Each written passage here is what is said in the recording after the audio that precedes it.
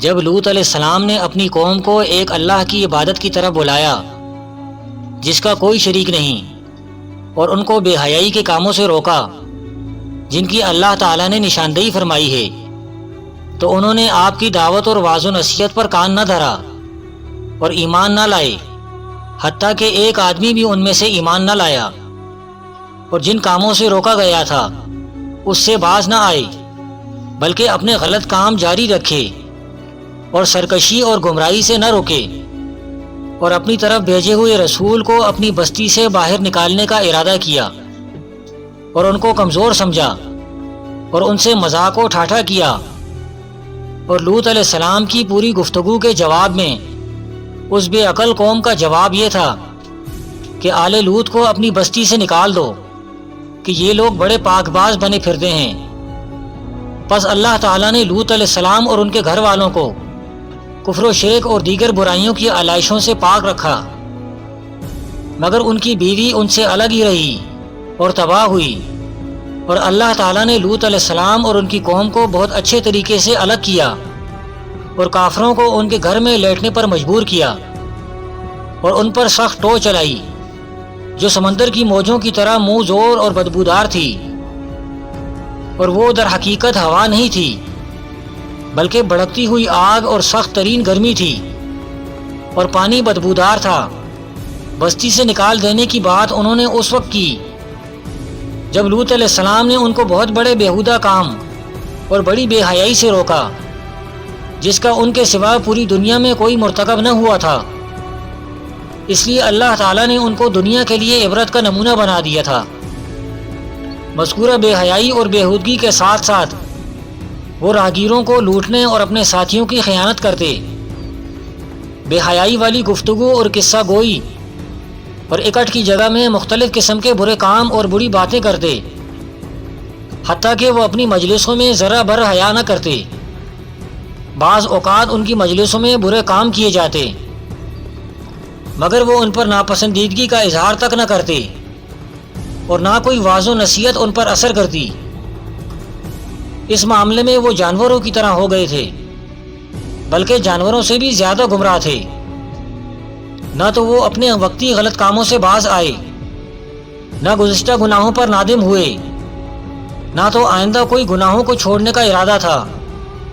اس لیے اللہ کے سخت عذاب نے ان کو آ پکڑا۔ انہوں نے لوط علیہ السلام کو یہاں تک کہہ دیا،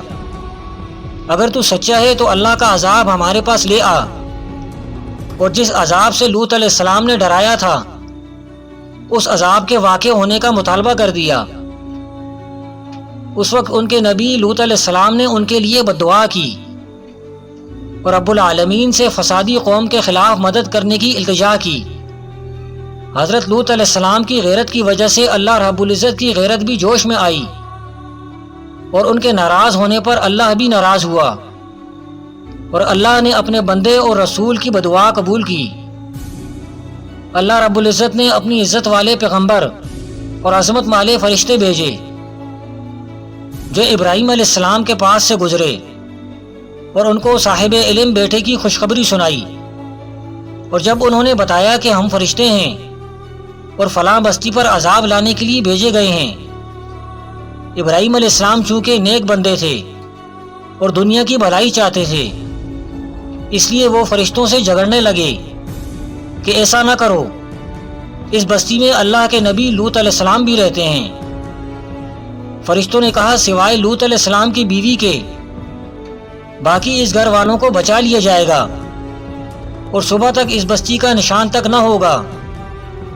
حضرت جبرائیل علیہ السلام چند فرشتوں کے ہمراہ حضرت لوط علیہ السلام کے مکان پر پہنچے، اور یہ سب فرشتے بہت ہی حسین اور خوبصورت لڑکوں کی شکل میں تھے۔